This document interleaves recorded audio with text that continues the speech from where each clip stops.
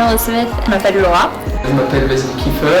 Hi, my name is Jason. Moi je m'appelle Julien. Hi, I'm Matthew Dumoulin. Hi, my name is Greg Pickett. Bonjour, je m'appelle Maxime. Bonjour, je m'appelle Maureen. Hi, I'm Kinley Martin. Bonjour, je m'appelle Margot. My name is Colin Spencer. Hi, I'm Katie Mason. Bonjour, je m'appelle Rodolphe. Salut, moi c'est Laura. Oh, my name is Alicia. Hi, I'm James Barton. Bonjour, je m'appelle Elia. Hi, my name is Angelique. Je m'appelle Anaïs.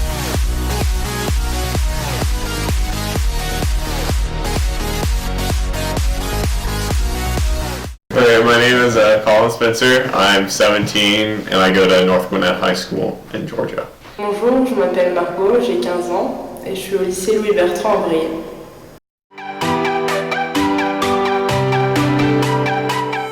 La maternelle commence environ à 3 ans et dure jusqu'à 6 ans. Ensuite, il y a la primaire donc, qui commence de 6 ans à 10 ans en général, qui dure du CP au CM2. Ensuite, on entre au collège, donc de la 6e à la 3e. En 3e, donc, on passe un examen, le brevet des collèges.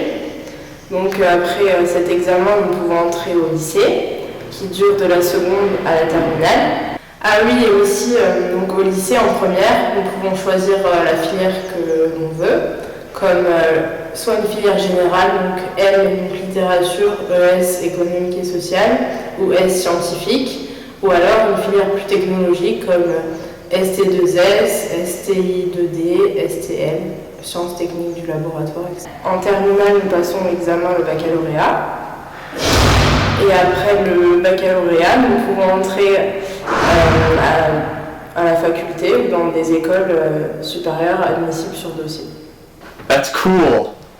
Okay, so grades in states work a little bit differently, but here in Georgia you have pre-K, and then kindergarten starts whenever you're 5, pre-K is optional, and then elementary school goes kindergarten through 5th grade, and then middle school is 6th through 8th grade, and high school is 9th through 12th grade, and then that's all like public education, and then afterwards you have to go to college or university.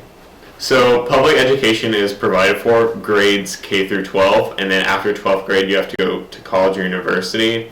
And here in the United States, you have to pay for that education from colleges and university. And so a lot of the times the cost can be really exorbitant. And so the top universities and colleges in the United States, typically only very wealthy people can afford them, or you have to be very, very, very, very smart and get scholarships to be able to afford to go there. Otherwise, you'll end up in debt.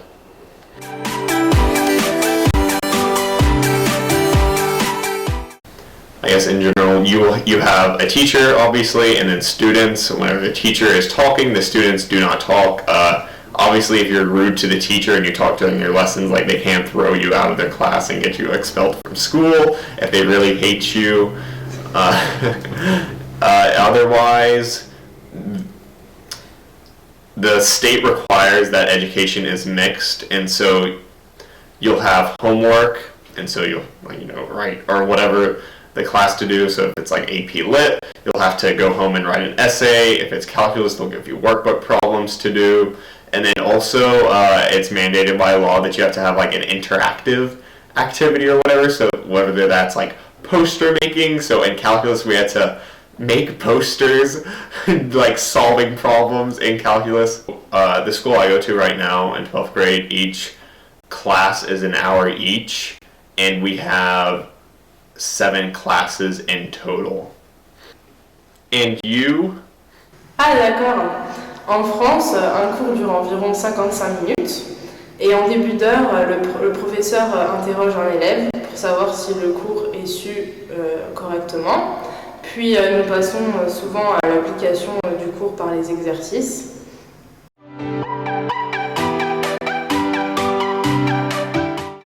And then class begins at 7 o'clock. And so, as I said earlier, you have each class an hour each. And so you go through that. I have 4th period lunch. And so I have 3 classes before that. And so 4th period lunch starts at 10 o'clock. It goes from 10 to 11. It's the same length as a normal class. And then school ends after 7 periods at 2 o'clock. and then afterwards we go home and do all of our homework, which takes the rest of the night, and then we start over again. And then if our teacher isn't there, we typically have a substitute teacher, and the teacher will have plans laid out, and so they'll either email the substitute teacher saying, okay, here's what I need these people to work on today, or they'll just like show an educational video. And so no matter what, even if the teacher's not there, we always have stuff to do. Donc une journée de cours en France dure environ 8 heures. Donc en général, elle commence à 8 heures du matin jusqu'à midi le matin et reprend à 13 heures l'après-midi jusqu'à 17 heures. Donc il y a une première pause, donc la récréation à 10 heures qui dure environ 15 minutes. Puis nous mangeons à la cantine à midi. Donc une fois que les cours ont repris à 13 heures, une nouvelle pause est de nouveau à 15 heures qui dure environ un quart d'heure.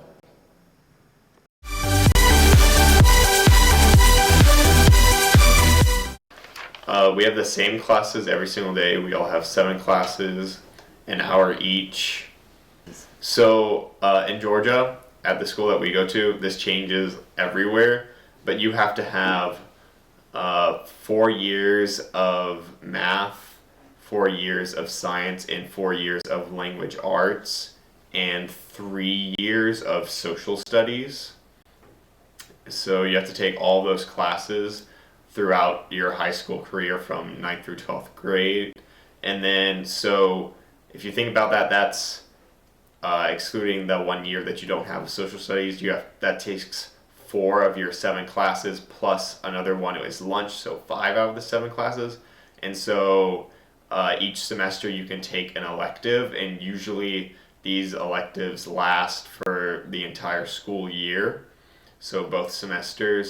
And so electives range from like photography to computer science. And so outside of the core curriculum, which is math, science, social study, and language arts, you can take pretty much any class that the school provides. And so our school requires that you take 2 years of foreign language, and there are different levels of a certain course that you can take. So you have CP, honors, gifted, and AP, and that's like in the scale of their difficulty. And so CP stands for college prep, and that's just like the basic class that you have to take to earn your diploma and graduate from 12th grade in high school. And so honors courses a little bit more difficult. So whenever you put that on your transcript and you send it to a college, you're like, oh, okay, this kid has taken an honors course, he's challenged himself more. And then gifted, and so the way that gifted works is gifted is like a special label almost. Then after gifted comes AP, and so if you take these AP classes, you're supposed to take the test and you get a certain score on it, and if the score is good, then you can get credit for it in college, and so you don't have to pay to take that class in college. And you? Ah, en France, c'est vraiment différent, parce que nous avons environ 30 heures de cours par semaine, réparties sur différentes matières, donc les matières les plus importantes, comme les mathématiques, le français, l'histoire géo, réparties environ 4 heures dans la semaine chacune.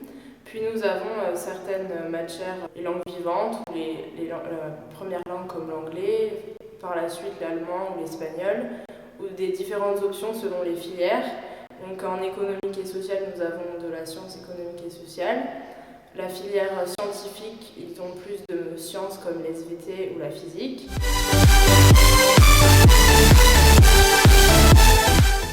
Donc en France, il y a environ 16 semaines de vacances par an, donc 5 fois des vacances. Donc il y en a des vacances de la Toussaint, donc en général en octobre, qui durent 2 semaines. Il y a ensuite en décembre les vacances de Noël, donc qui durent également 2 semaines. En février, nous avons également des vacances, donc celles d'hiver, qui durent 2 semaines également. Les vacances de printemps donc, arrivent en avril, également 2 semaines. Et enfin, les dernières vacances sont en été, donc qui durent en général de juillet à début septembre, donc 2 mois. That's cool. So during the school year, we get certain breaks. And so the longest break that we have is during the summer. It lasts for 2 months. It's for June and July. And then, so those 2 months we have completely off, no school whatsoever. And then during the school year, we have a few major breaks that last for a week to 2 weeks. We have Thanksgiving break. Thanksgiving break obviously occurs during Thanksgiving, and you get the whole week off. And then you have Christmas break, which comes at the end of December, and you have 2 weeks. And then that's first semester. And then second semester starts after December. And so then we have spring break, which happens in mid-March. Yeah, mid-March. And then we also have a few days off during the school year.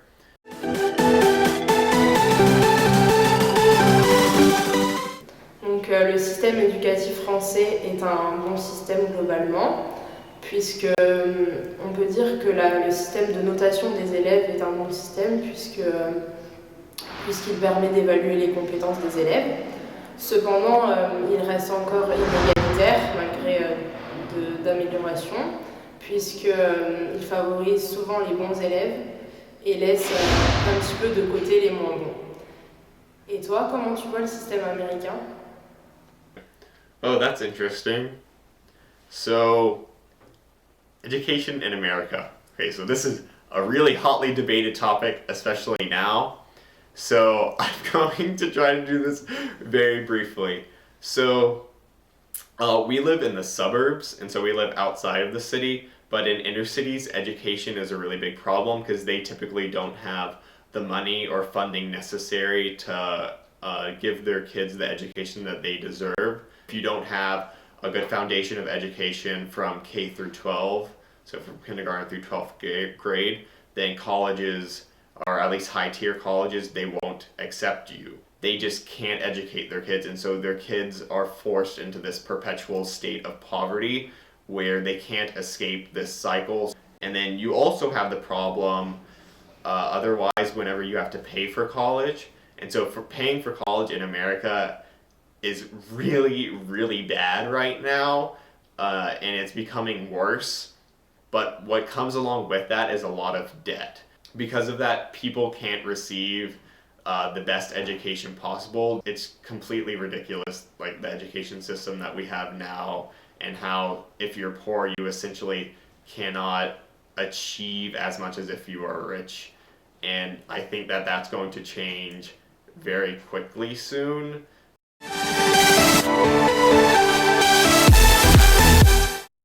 Okay, so I think everyone, whenever they're a kid, they have these stereotypical fantasies of who they want to be. Like they want to be like a Superman, or they want to be an astronaut, or something like that. And so whenever I was a kid, I think the first thing I wanted to be was an astronaut or an astrophysicist, and then that changed into wanting to be a scientist. And so already through high school, I've had an internship last year at the University of Missouri where I did do some science stuffs, and it was pretty great. And I may be returning there later this year to focus my studies in virology. And so whenever I grew up, I went to become a virologist or an epidemiologist and essentially study diseases and how they spread throughout human contact, and to be able to fight these diseases, to create a better world, and all that good stuff. And you? Donc, en étant petite, j'avais pas vraiment d'idée de poursuite d'études ou de choix de filière. Mais arrivé au lycée, en seconde, j'ai commencé une option, les sciences économiques et sociales. Et j'ai trouvé ça vraiment intéressant, donc je me suis plus dirigée donc la filière ES, économique et sociale, ce qui m'a beaucoup plu. Et puis, pour mes poursuites d'études, je pourrais envisager soit des études d'économie ou de sciences sociales, qui m'intéressent beaucoup, ou alors des études de langue, donc soit en faisant une école d'interprète ou de traduction, ou une faculté de langue comme langue étrangère appliquée.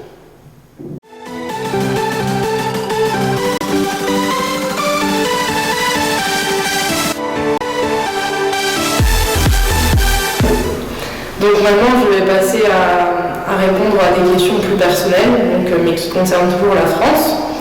Donc je vais répondre à la question, donc la personne française que j'apprécie. Donc c'est un sportif, un nageur plus précisément. Donc c'est Florent Manodou. Et je pourrais dire que je l'apprécie notamment par son parcours. Et parce que déjà, enfin, je fais de la natation. Et donc c'est un nageur qui repousse ses limites souvent. Et donc j'apprécie son caractère et ce qu'il est. My favorite celebrity right now would be Neil deGrasse Tyson. So he's a relatively famous, I guess, for science people, astrophysicist. And I think he's done a lot in terms of education for science in the United States. One of my favorite American songs is probably Fly Me to the Moon by Frank Sinatra. It's like, fly me to the moon. Donc je chante plusieurs chansons, donc souvent chez moi. Donc notamment Je vais t'aimer et Je vole, donc qui sont des chansons très belles de Michel Sardou.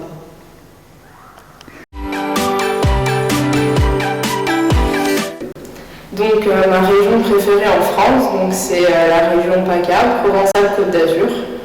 Donc pour différentes raisons, notamment il fait beaucoup plus beau que dans ma région en Lorraine. Et c'est une belle région, donc très ensoleillée, très fleurie. Et voilà. Okay, my favorite state would probably be California because, I don't know, California is just a really beautiful state. I visited there once before with my father, and I don't know, it's pretty. There's beaches, sorts of cool stuff, and it's also very socially liberal. Donc mon plat préféré français est la raclette, notamment parce que c'est un plat typiquement français et j'aime bien sa composition, les pommes de terre et le fromage. Okay, my favorite American food is probably steak because, I mean, there are all sorts of types of steak. You can cook it all sorts of varieties, and my mom makes very good steak. So. My favorite American city, I guess, would probably be San Francisco, because it's in California. It's pretty great. They have like farmers markets there, where we don't have in the suburbs. So they have fresh food and all that good stuff, and it's in California, so beaches, which is nice. Donc ma ville préférée française est Paris, donc comme j'ai dit précédemment en Île-de-France, donc aussi la capitale de la France. Et donc j'aime beaucoup cette ville puisque elle est constituée de beaucoup de monuments connus comme la Tour Eiffel, le Louvre, etc. Et également c'est une ville très touristique, donc où on peut faire de nombreuses activités. Donc mon monument préféré français est donc la Tour Eiffel, qui se situe à Paris en Île-de-France. Et je l'apprécie vraiment puisque c'est un monument donc, très représentatif de la France, qui est assez âgé et donc qui se situe à Paris, donc qui est la capitale de la France. My favorite memorial or monument, I guess, would be the Lincoln Memorial, just because, I don't know, I think it's pretty cool. And, I don't know, Lincoln just looks really cool. He's like, oh yes, this is my country. And Lincoln was obviously a really cool guy. He did a lot for rights in this country.